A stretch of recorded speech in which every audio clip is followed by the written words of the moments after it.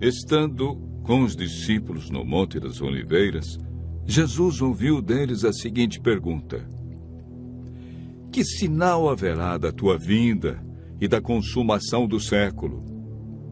O mestre, então, enumerou vários sinais indicadores do seu retorno à terra.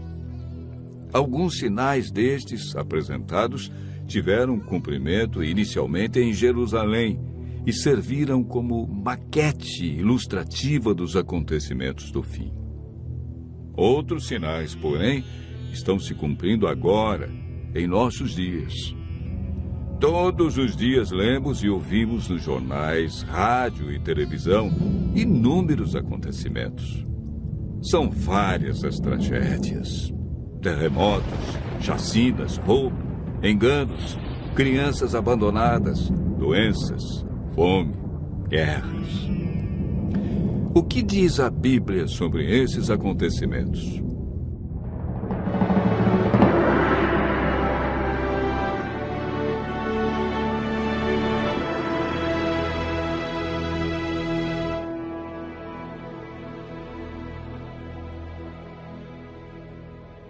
Vamos analisar os sinais que antecedem a sua volta em 3 partes. Primeiro, os sinais no mundo social. Segundo, sinais no mundo natural. E, por último, sinais no mundo religioso. Os sinais no mundo social estão descritos em Mateus 24, versos 6, 7 e 10. Jesus profetizou que antes de sua volta, o mundo estaria envolvido em guerras, fome, nação contra nação, reino contra reino, traição e ódio entre as pessoas. Na segunda carta de Timóteo, capítulo 3, versos 1 a 5, nos fala de tempos difíceis.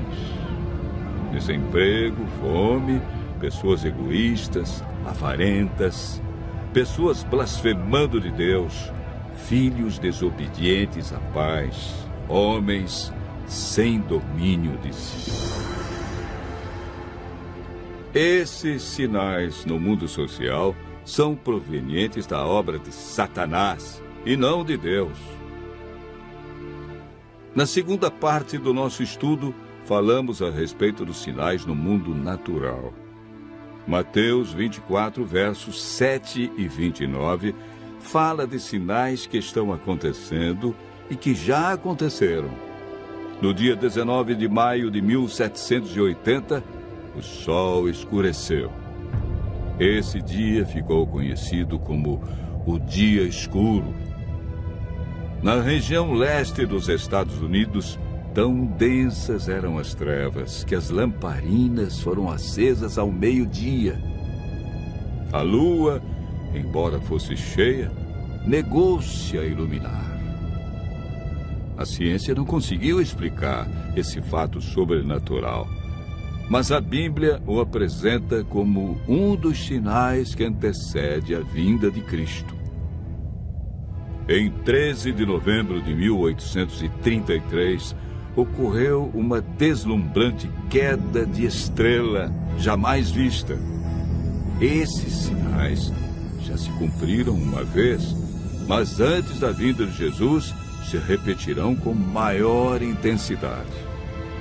Os sinais no mundo natural, como terremotos, enchentes e grandes calamidades que matam milhares de pessoas, indicam que Satanás está agindo até mesmo na natureza. Tratamos na terceira parte do nosso estudo sobre os sinais no mundo religioso. Mateus 24, versos 4 e 5, fala sobre o engano religioso que haverá no tempo do fim. Mateus, capítulo 24, verso 11, refere-se ao aumento das religiões. Somente no Brasil existem mais de 1.500 religiões cristãs. No mundo, são mais de 35 mil religiões cristãs. Jesus afirmou também que antes de sua vinda, os falsos cristos e falsos profetas operariam sinais e prodígios. Mas o que fazer diante de tantas religiões? O conselho de Jesus é claro. Ele diz: acautelai-vos para que ninguém vos engane, porque muitos virão em meu nome e enganarão a muitos. Segundo Pedro 2, versos 1 a 3, fala da atitude de líderes religiosos que são movidos pela ambição e acabam usando a religião, a Bíblia, milagres e o nome de Deus para explorar as pessoas que os procuram em busca de curas, sinais e prodígios. Outro sinal no mundo religioso é encontrado em Mateus 24, verso 14. Apresenta o sinal de Deus, que indica que o fim realmente chegou. Esse sinal é a pregação do Evangelho do Reino em todo o mundo. O apóstolo Paulo nos fala em Gálatas, capítulo 1, verso 6, de um outro evangelho que parece ser bíblico, mas não é. Esse evangelho é o falso evangelho de Satanás, pois este sabe que pouco tempo lhe resta e está empenhado em difundir os seus terríveis enganos.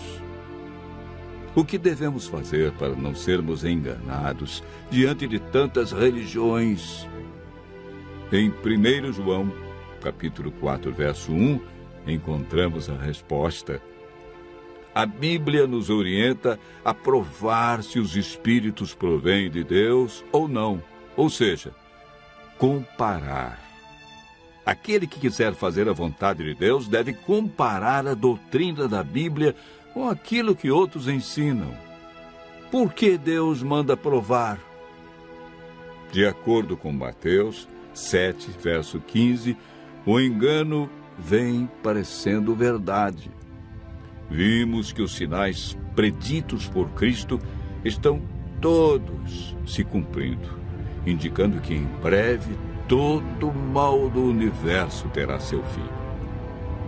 O que está faltando para Jesus voltar? Primeiro motivo: o evangelho verdadeiro precisa ser levado a todo mundo. Segundo, Jesus está a cada dia dando mais oportunidades. Ele é paciente e espera uma decisão de cada um de nós ao lado da verdade.